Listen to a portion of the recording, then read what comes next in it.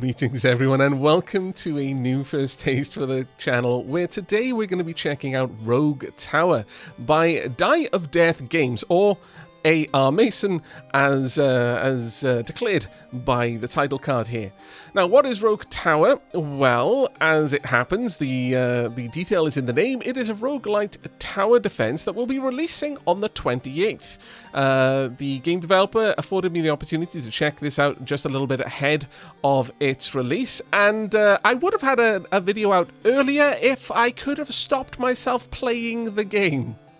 It's one of those. I'm going to be honest, roguelikes and tower defense are two of my favourite genres, so when you smash them together, you create something of a pit trap for an Aavak, one that he will willingly throw himself down and have the greatest amount of fun just being down there in that pit, with no real incentive to climb back out again. This game honestly has more of a one more turn effect than Civilization, and I say that with no small amount of fondness. But what is it that sets Rogue Tower apart? Well, primarily I would say the biggest thing that sets Rogue Tower apart from other tower defense games is the sheer amount of replayability. First and foremost, the map itself is procedurally generated, and it kind of has a build-your-own-dungeon kind of aesthetic to it. But also, the upgrades.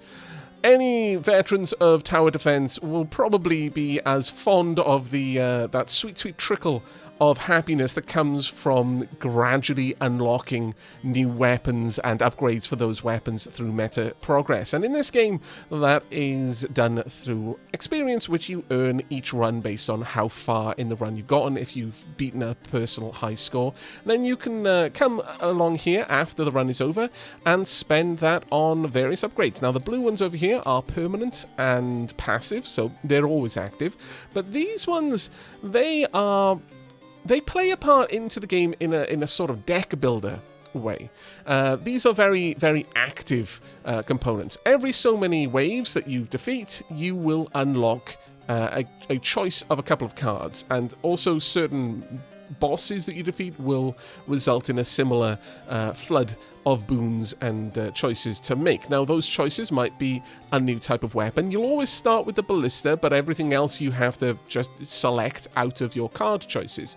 And for example, you might unlock the mortar, which does a little bit more damage against groups and is particularly good against armor. I'll cover armor, shields, and health in a moment. Or you might uncover an upgrade for a tower that you already have. For example, you might grab a broadhead bolts here, which gives the ballista, all current and future ballistas that you build, extra damage to health.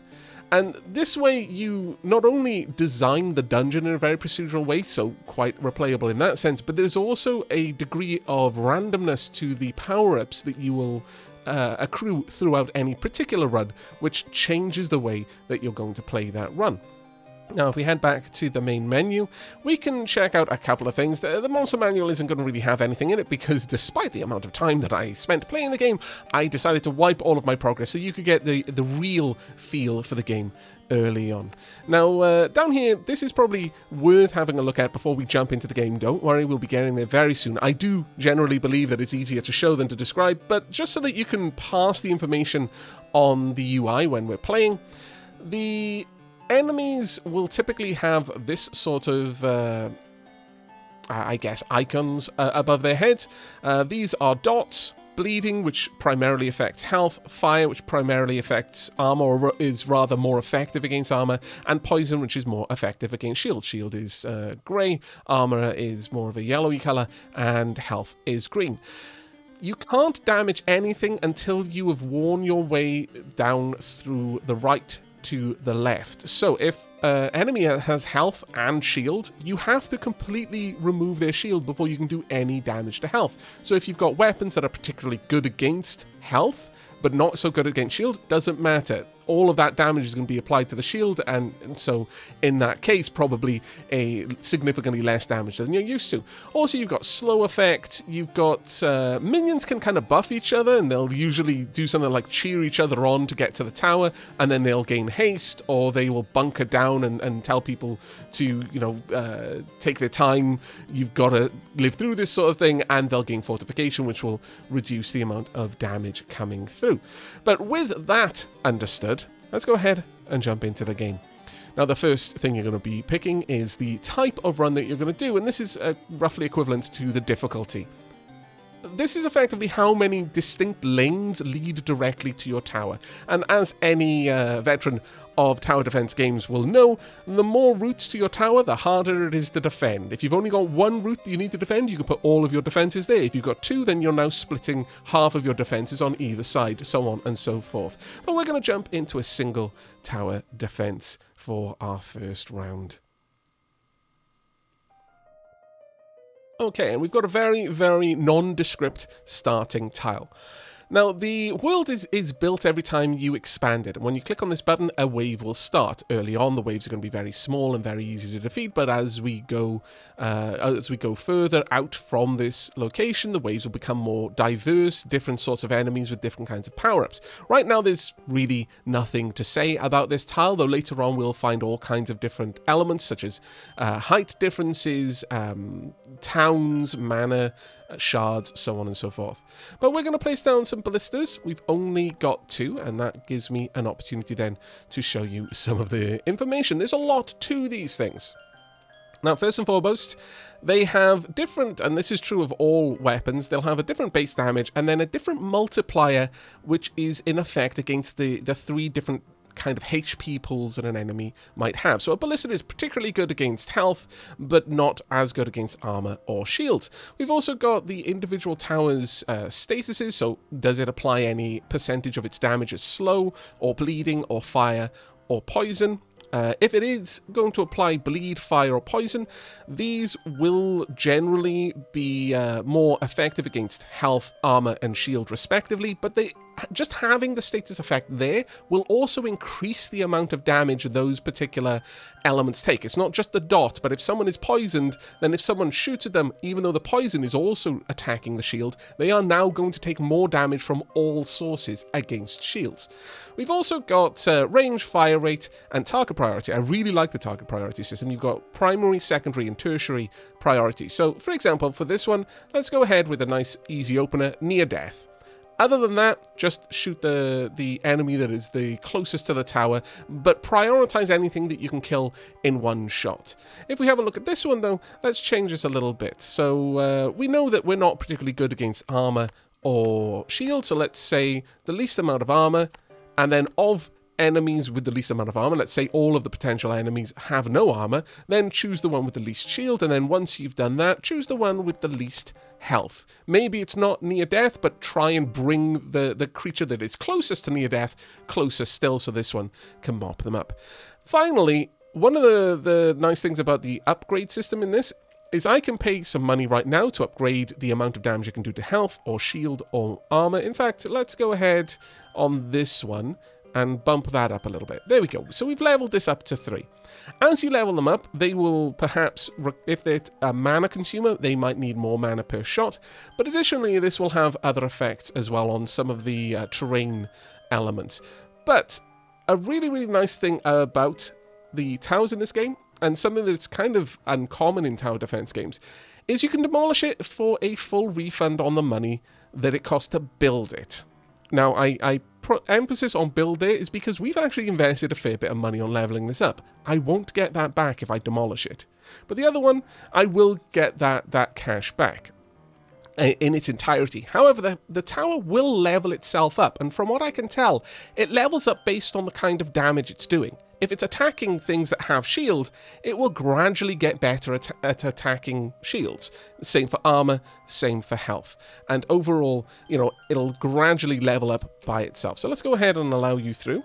And we'll see if, there we go, that took it out. Did it manage to get any health damage? No, we didn't get any modifier there. But this is our first map terrain element. It's an iron vein. We don't have anything that's going to be able to interact with this right now, but that's fine. I'm going to place down a couple more ballistas, and we may as well place them over here.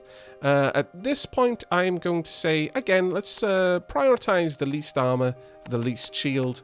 But this time, I'm going to go for the slowest here. And this one exactly the same, least armor, least shield. But this one, go for the fastest. And I'm going to try and make sure the 2 ballistas, or any 2 weapons that have a single target, won't try to attack the same target all the time. Otherwise, you risk having overkill. And in a game like this, that can be quite a problem. Right, there we go, and there we are. They selected different targets, which is quite nice. They selected the same one there, sadly, but there was really not much ado about anything between those targets. They were more or less the same thing. I try to place down new towers every time we expand, so let's go ahead. What should we do here? Honestly, I'm just going to have this one go for the most armor and then the most health. And this one is going to go for the most shield and the most health. This way, they will gradually get better at attacking armor and shield. Okay, we have a nice little turn. That's actually going to be very, very nice for us, because this means we're going to be expanding down here. So any ballistas we put around here are going to be doing double duty against the early part of the wave and later on. But we're already starting to see faster enemies here. They were boosting themselves, saying, you know, let's get to the tower, and all the entire wave, or at least the enemies close by, gained a haste buff. Now, we could add slow to ballistas, which is actually very tempting, or give them range. I think we're going to go with the slow. Let's start adding some additional status effects. Start putting a lot more bang for buck on each ballista purchase, because every one costs a little more. Now, I know that this area is going to be expanding out in this tile, but I don't know if it's going to turn or not, so I'm not going to commit too heavily to it. But these two ballistas here should be fine. This one, I think we're going to go with least shield, least armor, and least health. We'll just try and pick off the enemies as quickly as we can. This one, ooh, that one is kind of in a bad position. The tower's kind of overlaying over it. Let's go with least armor, but here I want the most health so that they don't try to compete. Over here, we've got a mana crystal. Later on, we might have buildings that we can place around that to interact with it, in much the same way we'd be able to do some stuff with the mine. For example, if we place iron mines around this, then we would effectively mine the iron. I don't think iron is really a resource in this, but it's the idea that you've got an iron mine. That will actually buff the tower itself, whereas this will, as you can probably guess, give us some mana regen. Okay, well, we've still got an opportunity to really cluster our defenses, and I don't see any reason not to. But at this point, I'm just going to have this tower attack the slowest and place this one up here. Now, the height differences does actually make a difference. So, for example, this tower here has a range of 5. If we have one that is 1 level up, 5.5 each. Level of height gives 0.5 extra range to the ballistas, which is actually quite useful. I'll go ahead and have you target the fastest. Right, there we go. Let's see. Wow, okay. We've got a lot of opportunity to really double down our defenses. The map right now is actually being a little bit shy. There is a couple of elements. Specifically, I'm looking for towns, which will give us the ability to earn money a bit faster, but it is really not wanting to give it to us. So, and sometimes you will just get maps like that. The maps will be very barren of a certain type of element. And the progress, that is how far along in waves you've gone, will affect the sorts of things that you're going to see. But at this point, not having a town is actually kind of strange. Let's pop another ballista here. And that's going to be the last ballista that I place at this point. We've now run out of money, so it's all down to earning money off our enemies. And at this point, I'm going to go for the easiest enemies to attack, as long as they don't have much defenses. Right, now with that, we should be okay. We can actually get in quite close. Notice that the little grey bar there is showing that they were defended. I'm not actually sure what that unit is. Some sort of buffing unit, because I'm not really sure what it's meant to be. It looks like a goblin with armor on. Perhaps that's what it is. I didn't quite catch what it was saying. But the little blue bar that we see kind of ticking up there, that's the effect of slow. And it will gradually wear off. And this is true of all of the status effects. So you want to continually apply the status effect to keep it nice and high, and as the percentage of that status effect builds up, the effect will become more pronounced. So at very small amounts of slow, it really doesn't make an appreciable difference, but at very high amounts of slow, the unit will be moving at a crawl. Now, we can choose a Tesla coil. I have no way of making mana, so this would be useless to us, but, and indeed, this would also be an awful upgrade, because all of a sudden, none of my ballistas would be firing. But we're going to go with the mortar. Launch explosive shells over a long distance. Let's go ahead and select that. Now, that one's going to be a little while before we can place it, which is a bit of a shame. We're not going to be able to play with that toy. Ooh, okay. We've got a split in the road here. Now we're going to be able to expand from each of these 3 directions. That's happened fairly early on for this map. We're not being given a very comfortable map here, but as you notice, the towers are leveling up on their own as a consequence of doing damage to certain types of HP pools on the minions. There we go. That was a massive amount of overkill there. Disapprove. But thankfully, we managed to get through them there. They were hasted a little bit, but that isn't too much of a problem. Seeing these levels coming in is very nice, though. Very nice indeed. Okay, how are we doing over there? Level 3 over here. Very, very good. You'll notice that we can purchase the upgrades, and the cost is adjusted based on how much progress it has already made towards that expansion. Let's expand down in this direction. We need some kills to be able to place down a mortar. That would be a fantastic addition over here, because we've got basically a large loop that the enemy are having to move through, so the mortar would have ample opportunity to attack them. And there we go. Let's go ahead and pop the mortar here. It doesn't need direct line of sight. It is a high trajectory fire weapon. But as you can see, this one is really particularly built for taking out armor. Following that, I would like it to go for most health, and then after that, go for the fastest. Try and take out the enemy moving the quickest along the ramp. These things are especially good at predicting their shots. However, with towers that inflict slow, it will throw off their prediction. They will predict the shot based on the speed of the enemy when they fire. In that time, the enemy might speed up and it might slow down, depending on what's going on. So it isn't perfectly accurate, and there is a little bit of room for inaccuracy just baked into the weapon itself. Well, I mean, I'm okay with you buffing them this early, because that does run down, much like all of the dots. It does wear off over time. So buffing really early on is fine.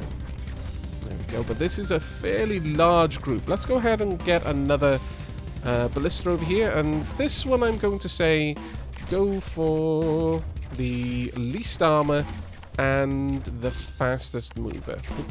There we go. Now, hopefully, you're probably going to go for... Oh, okay, they're all over the place, actually. So now the mortar is going to select... Well, it was going to select you because you had the most armor, but the ballistas kind of changed that up a little bit. I don't know, we might actually see one of them get through through to the tower. No, we were saved at the very last moment there. My lord. All mortars gain +1 damage to armor, or ballistas deal +1 damage to armor. Honestly, we've got more ballistas, so we may as well go with the heavy shafts here as our upgrade. And finally, let's go and upgrade down here. I'm going to probably upgrade these evenly, because I kind of want to move the spawn point further and further away over time as we're able to. But the fact that we don't have any towns yet is painful. We are entirely reliant on the money that we're earning from the minion kills. Now later on, once we've got a bit of experience points behind us, we can upgrade the amount of gold that an enemy will drop when they die. But right now, this is about as painful as it can be for us. There we go, a little bit of damage there. But thankfully, the levels are coming in thick and fast. Let's pop another ballista over here. I'm going to want you to go for the most armor, most health. Try and deal as much damage as you can there. What are we doing there? Least shield, least armor, slowest. Yeah, that all looks okay by and large. Right, we'll expand out a little bit more in this direction. Now, the way that the map generation works, as far as I can tell, is a path will never connect back with itself. At least as far as I've seen. For example, I don't think it's possible that this path will create a loop here. Which would make sense, because then it wouldn't be able to spawn anything in that loop. However, they absolutely can dead-end themselves. And when they do, you're left with a little portal that you can interact with to some degree. You can actually see the enemies coming out of the portal. I don't think it's actually necessary, though. I want to save up the money. I would love another mortar. Right now, I think we're going to hold out for that chance at a mortar. And the newer mortar will be designed to go for the highest health opponents, but the least amount of armor. Okay, that's perfect. Right, let's go ahead and pop you down. Let's say...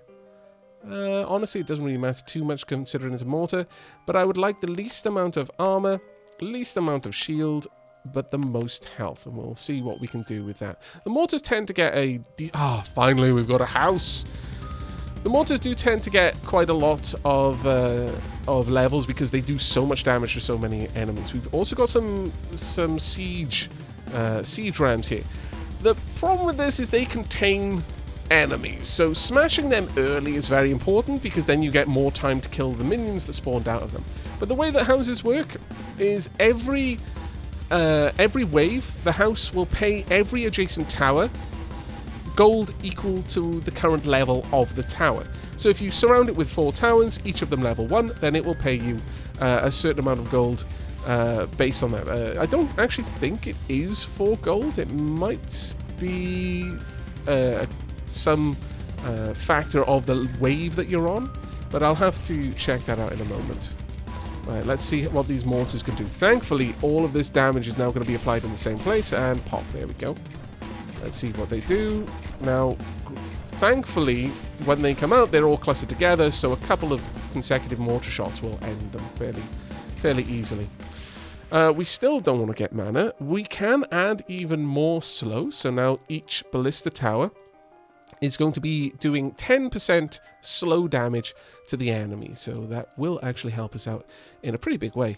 Right, over here, we always want to put as many turrets around a house as we can. This is only a level 1 house, though. If we have a look at this, the next gift will be 13 gold. So it's 12 gold for the level, plus 1 gold for the level 1 tower next to it. Let's go ahead and add a little bit more to it, though. Over here, let's make this a... I'm thinking a shield burster would be quite nice, so let's pump a decent amount of cash into this. There we go. It's now equivalent in terms of its damage potential to shields as it is with health. So I'm going to tell this one to go for the most shield first, then the least armor, and then the most health. There we are, in that order. Now, as for the house, the next gift will be 13 gold. I suspect that that will change based on the level of the tower next. So let me just read this again. It's protected by 1 tower. The next gift will be 13 gold. It may only give 1 extra gold per tower, but we'll have to see. There we go. You wouldn't think that I'd spent hours playing the game before. My lord.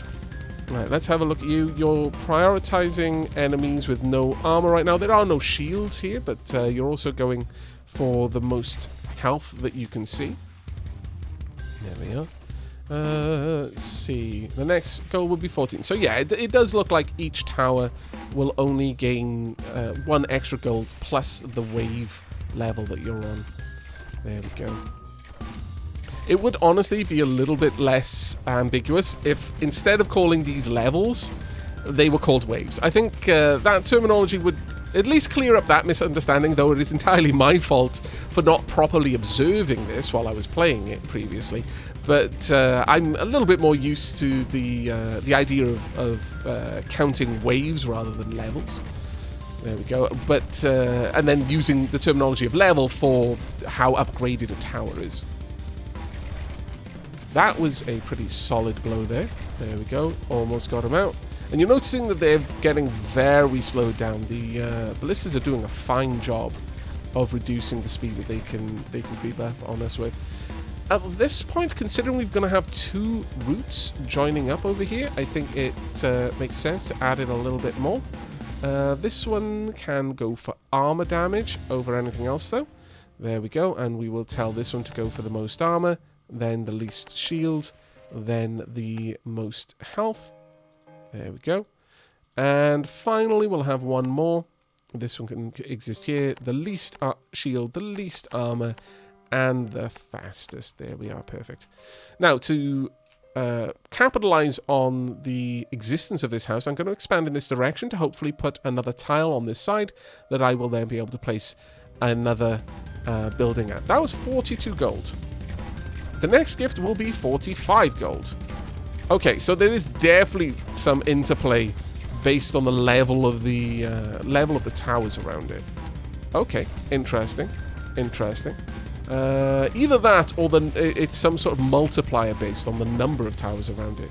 Whereas previously there was just one, so it was a flat addition of 1 gold. I'll have to see that in the next round. It may only update it at the end of the run, or rather at the end of the wave.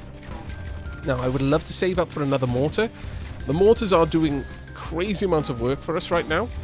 That said, having another ballista up here to just apply a little bit more slow would also be very, very much welcome. Getting a couple more ballistas around here just so we're applying constant pressure to the enemies would be very much welcomed as well. There we go, and go down. And the mortars will very quickly finish this off. How are the mortars doing over here? That one's actually got a fairly nice health multiplier. This one, though, which is targeting armor specifically, as you might imagine, has got a nice big multiplier to armor. So it's leveling up what we're telling it to do. So since this one I'm telling it, try and avoid armor and shields where you can, is mostly upgrading the effect of the health. Or rather, it's damage to health. Okay, so it's protected by 3 towers. Let's place down one final... Well, actually, you know what? Maybe a... sure, we'll pop down a mortar. Okay, that's going to be 60. So that's added 5 straight up like to that. That's a bit of an interesting one. So there is definitely a bit of an interesting interplay there. That being said, it could be, well, it wouldn't really make sense that it was rounding it up, but it could be multiplying the wave by 4, but again, that would only really make sense if there was some sort of fractional level here and it was rounding it. Still, we'll have to pay a little bit closer attention to this one. Right, let's go ahead. I think we're going to continue with the most armor and then the most health. Let's try and drop the health of the enemies moving past this area. Just soften them up for our weapons further down the way. With that, let's go ahead and perhaps expand in this direction a little bit, or I can give this mortar a little bit more time to attack enemies. Since I've gone ahead and I've placed stuff over here, that actually makes a lot of sense. Ooh, we are on a boss wave. We've got our first boss. It is Oogie. Oogie, as you can see, no armor, no shield, just an awful lot of health. Depending on the level that you're on, each pip represents a different amount of health. I think up to level 16, each small pip represents 100 health, except on a boss where it always represents something ridiculous, like it might be 1,000 or 10,000 on a boss. So Oogie is going to take a while to wear down, but Oogie has been slowed down quite a lot by the ballistas, which is very much appreciated. Hopefully, by the time that Oogie gets over here, Oogie is going to be the only one left, so we're not going to have to worry too much. But let's add a couple more ballistas around here. Let's pop one here. Let's go with... Well, if we go for least armor, least shield, and then target the slowest, this will start firing on someone and then focus fire. Because every time it attacks them, it will slow them down, which will make them even more the primary target. So it'll be a bit of an interesting one. Unless, of course, the only things that are slowed down are quite fast naturally, in which case they'll switch up. There we go. If there's already a much slower target that moves into view, then it'll switch target at that point. But notice, amongst a bunch of equally fast enemies, it is focusing fire. And now that Oogie is around, everything is going to largely be pointing at that, because quite a lot of my turrets are set to attack either the slowest or the most health. And now there's nothing else to attack, so it all makes sense, really. Right, I would like another mortar, please, and thank you. We're going to pop that mortar right there. There we go. Get plenty of attacks. Go once again for most armor, but, well, actually, no. We're going to go for the most...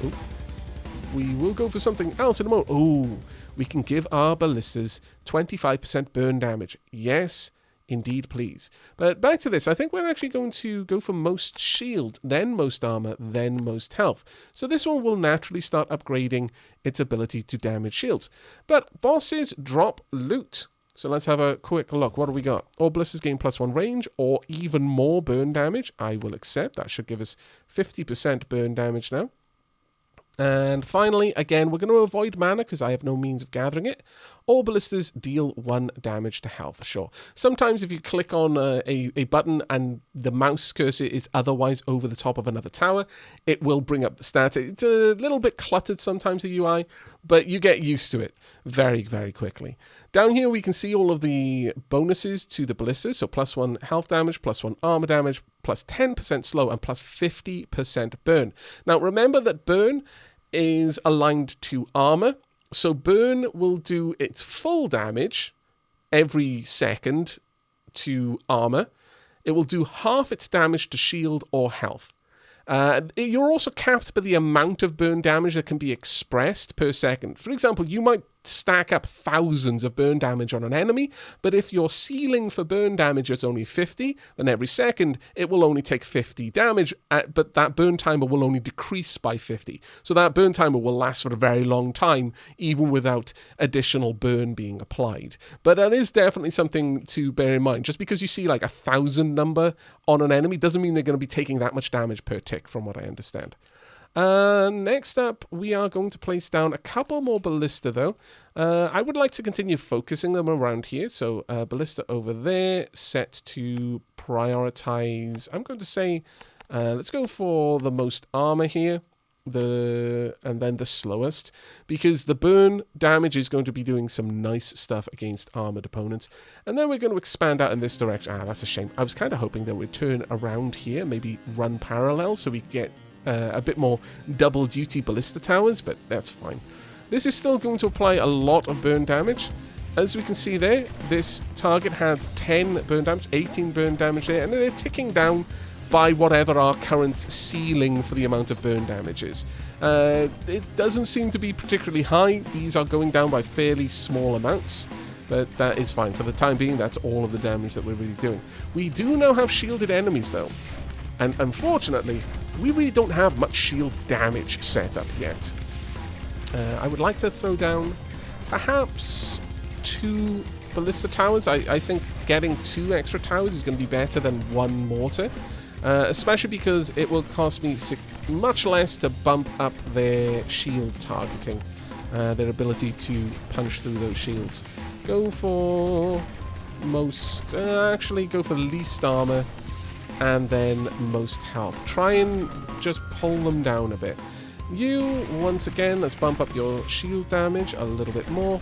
Go for most shields, and then go for least health after that. Try and finish them off. We've managed to pull down the shield on one of them, so they're dropping very quickly, and another one will soon be behind, but I don't think we're going to be able to stop them. This will be the first damage to our tower, I should imagine, though that slow is really starting to tick up. Oh, that's fantastic. We might actually kill them in time. There we go. Well done. Well done. Though we did take 1 point of damage there. Right now, we have no means of healing the tower. Later on, there will be ways that you can heal the tower once it's taken a bit of a beating, but for the time being, those are locked behind meta progression. That one has got a good solid amount of burn damage there, so that will actually be doing a lot of work now that all of the shields are gone. There we are. Fantastic. Okay, there we are. Perfect. Well, I mean, not perfect. We did lose a little bit there, but still better than nothing. Okay, time for us to start expanding out in this direction, I think, at this point. I wonder if the presence of village, or rather houses, is based on the distance from the tower. It might be. How much money are we getting from this as well? Let's zoom in. We're getting 68 gold. That's okay. Okay, so the graves. Now, graves, much like the villages, much like the mines and the mana crystals, they can be interacted with, but again, we don't have any of the buildings yet which can interact with them. I don't even think we have them unlocked to add, so that's going to be a little bit of a while for us. Now, time for us to add in some more ballistas. Let's pop you down. I would like you to go for most health and fastest. Actually, let's go for fastest first, and then of the fast ones, go for the most health. Start to strip them down. There we go. That will do very, very nicely. We are desperately going to need more firepower, though. But this one is looking promising. If that curves in there, then, well, actually, that wouldn't be the best. what I would like is for it to continue on down in this direction. If they terminate too early, there's nothing you can do. It just means the enemies will spawn close to your tower. But if, for example, this continued on in this direction, every time I expand it, those enemies have to walk further to get to the tower. So in a way, you don't actually want it to dead end, if you can avoid it. We've got a decent amount of money here, so let's go ahead, upgrade this one for a bit more punchiness against shields, and once again, pop in most shields, and then least health, I think, down there. Starting to build up a decent amount of shield defense now, which I'm very, very happy about. Let's have a look at you. Doing not too bad. The health multiplier is actually getting up there. It's a level 4 tower now. But I am definitely feeling that I need to add in a bit more punchiness for our shields. Now that we're seeing more and more shield sharp, I think that would make a lot of sense. Maybe even on the mortars as well, but the mortars... Well, I mean, they've got a base damage of 28, so if we could just get that shield multiplier up to something like 10, that wouldn't be so bad. Let's have a look at you. How are you doing? You're already up to 8. Sure, okay, I'll invest the 1 in order to get that up. Let's get that up to 10. There we are. Nice, solid 250 damage there. Let's put that all the way up to 286. Right, okay, let's see where this goes. And, okay, good. It's not going to dead end, which does mean that we're going to be able to do a bit of damage before the enemies really even make that much progress. This one, of course, I mean, they're still filtering in.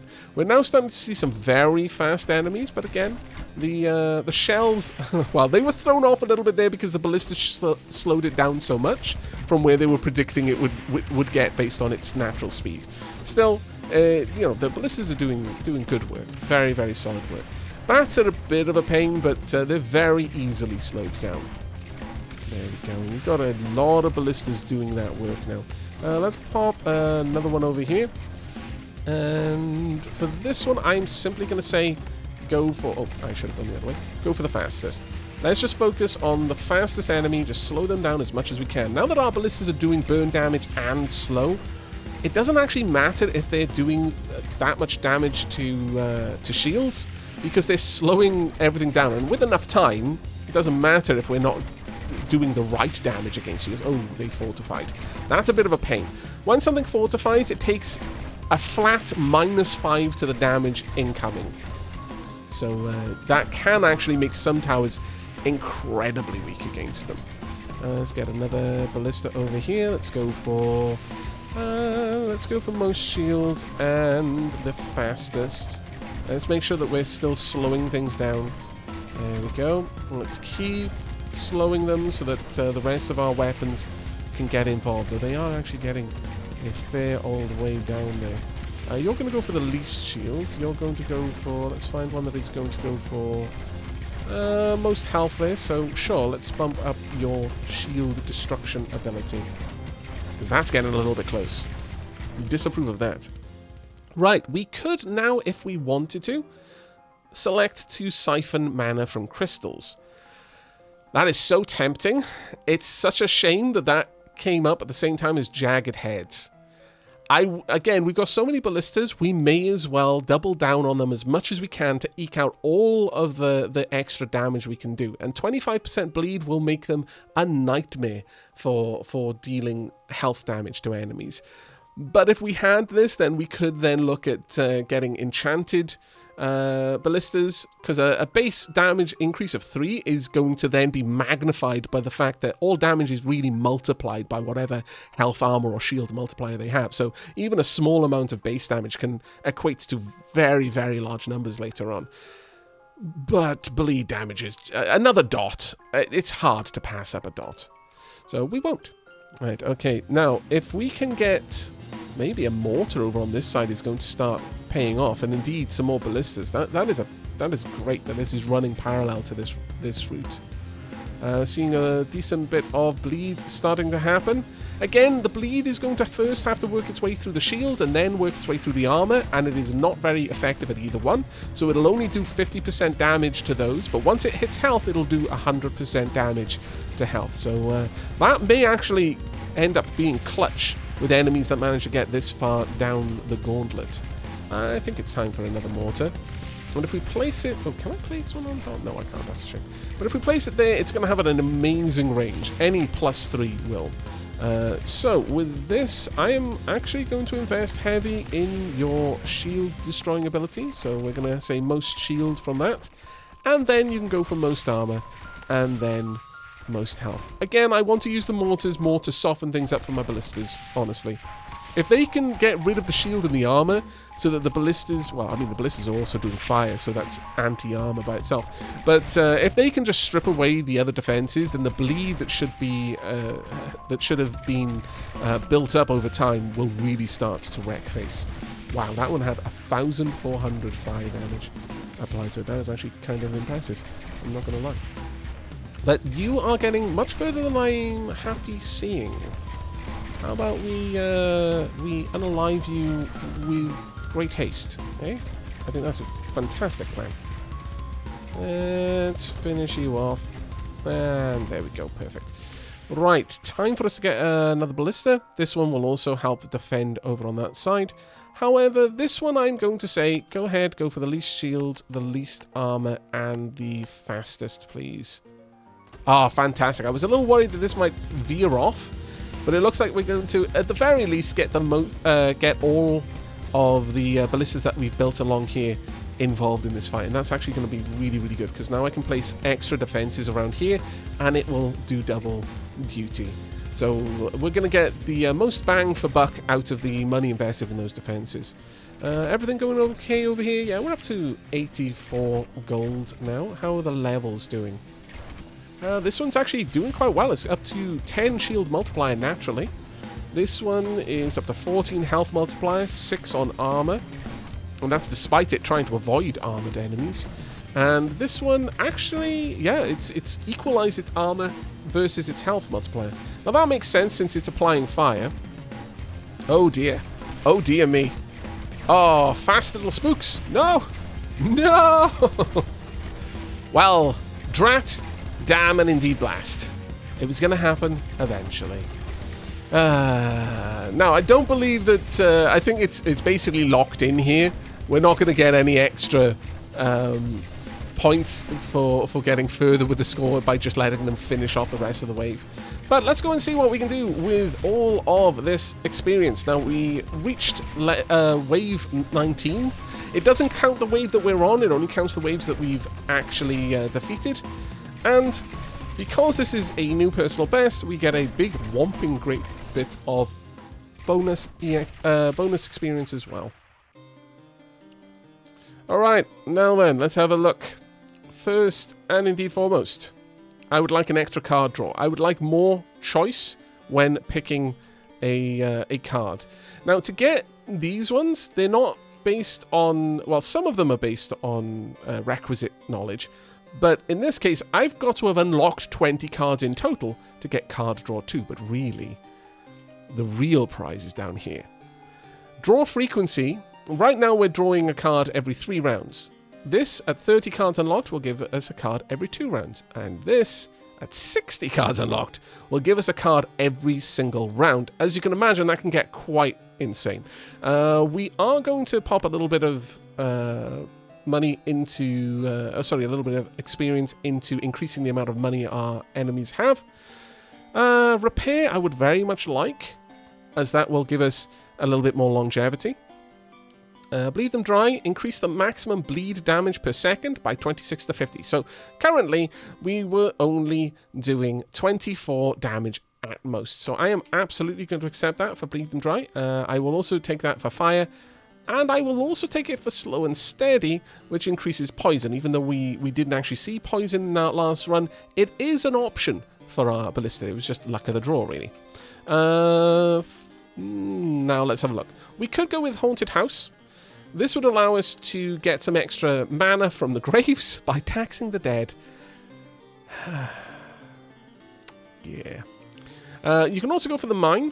The Mine is actually well worth it, in my opinion, as if you build mines around iron veins, it gives, first and foremost, your tower gains +1 to its health, but every wave it gives you a 5% chance to repair the damage. Again, it says level there, but it means the wave. So a 5% chance to repair the damage. Honestly, you can't go wrong with that. Now, we could unlock new weapons. We've got the Frost Keep, you know, your typical slow tower, your Flame Tower, and the Poison Spray, your Poison Tower. But then we've got some other interesting ones. The Lookout, for example, would allow it will basically tag a minion, and that minion will take bonus damage from all sources, equivalent to the stats of the Lookout Tower. So a Lookout Tower that does particularly high amounts of damage to, let's say, has a very high multiplier on health, then if it tags an enemy, that enemy will take that much extra damage from every source against its health. It can actually become crazy. Lookout Towers are, in effect, boss killer weapons.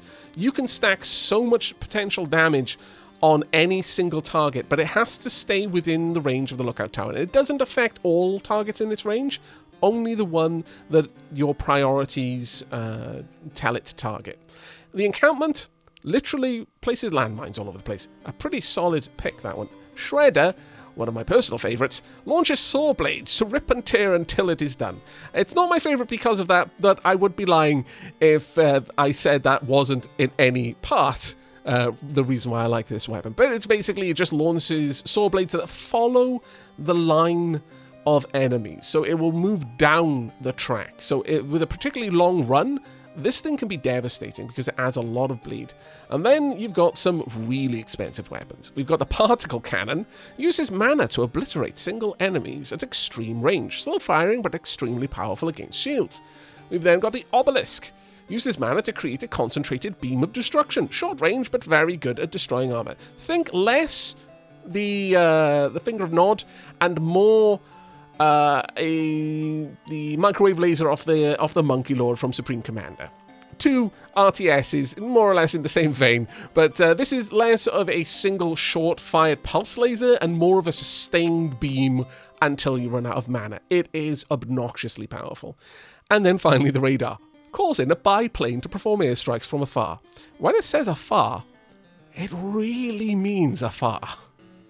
This thing can attack something 6 or 7 waves worth of tiles away. It is crazy, and it only gets more powerful as the time goes on. So we are actually going to invest in the Radar just because of lulz. I think, other than that though, I'm going to focus my efforts on buffing up my towers. So we currently have HE shells. We can make our mortar do more damage to health. Sure. EMP shells, more damage to shields. Also sure. But at that point, I'm going to go for gas shells or ballistas. Well, it says ballistas here, but what it means is mortars. It's just a little bit of a typo. They deal extra 25% poison damage. Poison damage deals damage over time, which is particularly effective against shields. Poisoned enemies also take additional damage to shields. We'll also grab... Well, I will hold off on grabbing that one just yet. We've already got incendiary rounds there. Fragmentation, all mortars deal an extra 25% bleed damage. If I want you... I'm going to unlock the Mana Bank, a building that generates 4 mana a second through the magic of the Magic Market. It also increases your maximum mana by 20. These are very, very good for high mana consuming weapons, which I haven't unlocked, but for the odd availability of being able to buff my ballistas with magic damage, or indeed getting the Tesla Coil, it's worth having some other ways of generating mana, because the mana siphons, whilst they are fairly cheap to build, they don't produce a lot of mana. And they don't, as far as I'm aware, increase the mana cap. Now, down here, I would like to add in all Tesla Coils, gain an additional +1 to armor, and Power Surge. All Tesla Coils gain an additional +1 to health. They already, based on their type of damage, the Blisters start with more or less everything unlocked. The Mortars start with armor bonuses unlocked, and the Tesla Coil starts with shock, or rather shield damage unlocked. But I really would like to be able to zap people with magic that makes them bleed and also shreds their armor as well as their shields. I don't know. I just like covering all the bases, you know. With that, we have unlocked enough cards to go ahead and unlock Gold Drop 2. Should we go for Gold Drop 3 as well? That does greatly increase our chances of getting far. But